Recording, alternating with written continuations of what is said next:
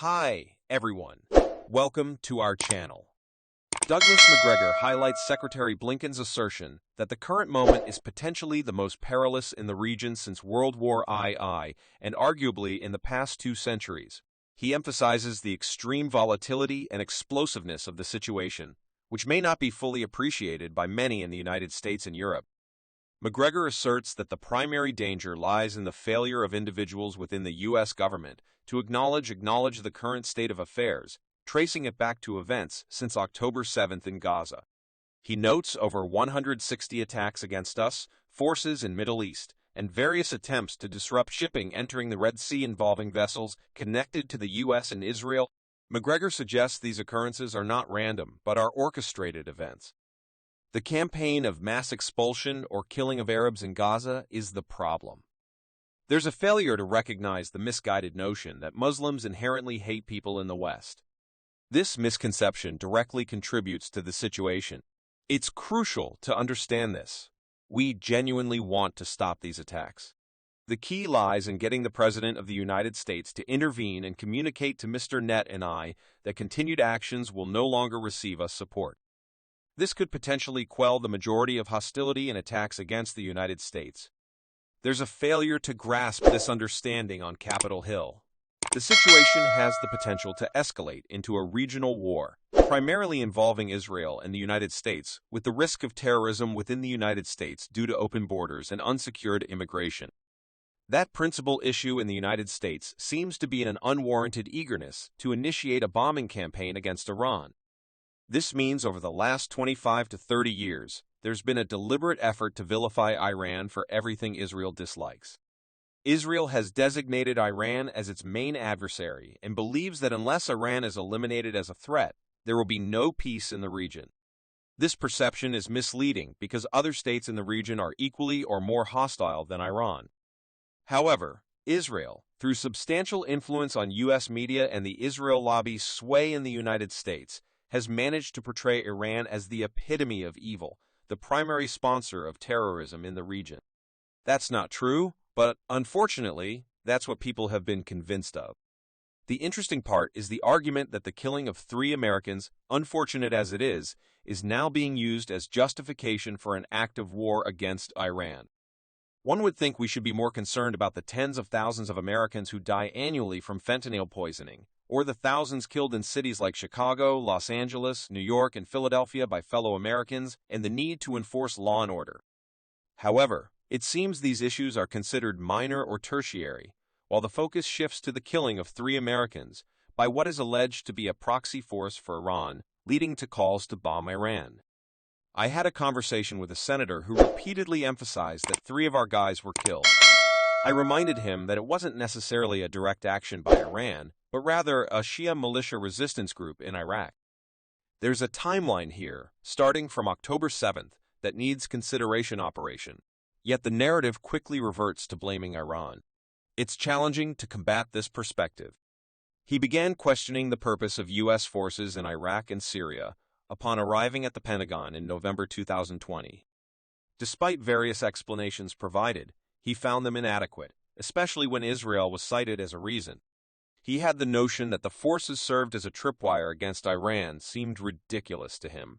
He believes one reason for maintaining these forces is to mask the strategic failure of U.S. intervention in Iraq. While a minority may benefit from the U.S. presence, the majority in Iraq and Syria do not want it.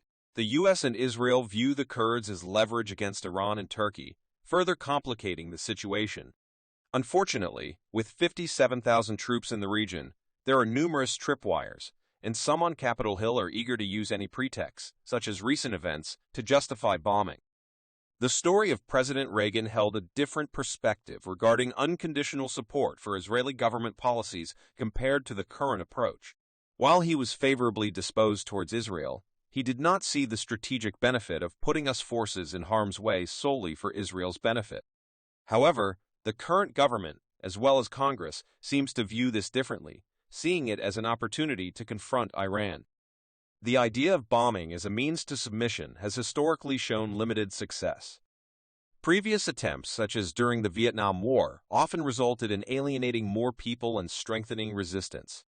Mr. Netanyahu appears to be pursuing an all-or-nothing strategy, risking Israel's existence in the process. He sees the situation as an existential question for Israel, where either they establish supremacy in the region by eliminating opponents like Iran or face destruction. This approach is risky and lacks nuance. Yet Netanyahu seems willing to gamble the country's future to achieve his objectives, which include intervention to eliminate Israel's regional adversaries, primarily Iran. I have no idea. It certainly doesn't look promising at this point, but it's clear from his discussions that there are larger objectives beyond the hostages despite his desire to secure their release. The primary mission seems to be the complete eradication of Arab presidents from his country and the establishment of supremacy in the region. However, achieving these goals is unlikely without a support, which has been provided unconditionally thus far. He may welcome a war between the United States and Iran, as it aligns with the agenda he and his supporters have pursued for decades. In Vietnam, the conflict initially started as an air and naval war before ground forces were committed. The assumption that precision air strikes guarantees success overlooks advancements in air defense technology, the difficulty of penetrating defenses. Many of Washington may view this as a straightforward air campaign to punish Iran, expecting them to capitulate. However, the reality is likely different, as Iran is likely to resist fiercely and gain support over time, escalating the conflict. The Russians and the Chinese are unlikely to stand by and allow Iran to be destroyed by the U.S. They will likely provide Iran with significant support. Additionally, there is a potential for a larger regional war due to the cooperation between Turkey, Saudi Arabia, the Emirates, and Iran, a phenomenon unseen for centuries. Countries like Saudi Arabia and the Emirates, aware that U.S. forces in the region make them targets, are sensitive to the situation. While these nations do not desire war, they may not blame Iran if it feels compelled to attack us facilities located in their countries or on their soil. This situation could lead to the formation of a region-wide alliance of Muslim states against Israel and the United States. The recent attacks on shipping, particularly those involving us or Israeli vessels, can be attributed to events in Gaza since October 7th. Although this aspect is often overlooked, addressing the situation in Gaza could potentially mitigate attacks against us forces in the region. It's a mistake to solely attribute this approach to President Biden. Both Republicans and the majority of Democrats seem to support this stance. However, relying on bombing as a means to produce beneficial changes is misguided, as history has shown that adversaries adapt and find ways to counterattack when faced with bombardment. This pattern could prompt other countries in the region to align with Iran over time. Again, it has always been anticipated that the Church, despite its historic rivalry with the Iranians, would eventually find itself drawn into this conflict. The problem lies in the false assumptions underlying the decision to bomb. If President Biden were to request a declaration of war against Iran from Congress, he would likely receive it. However, many Americans fail to grasp the gravity of such a decision as they are not actively engaged in the decision-making process. There exists a segment of the population often referred to as the Bombs Away Club who readily support bombing campaigns but hesitate when it comes to committing to full-scale war. The last time the nation faced war on its own soil was during the Civil War in 1865, but the landscape could rapidly change with Iran and the broader region, potentially bringing conflict to American shores and dealing with terrorism and threats from Latin America. However, the reality is that our ground forces are not in a position to support a large-scale conflict, and the notion of mobilizing the country through a draft is unrealistic.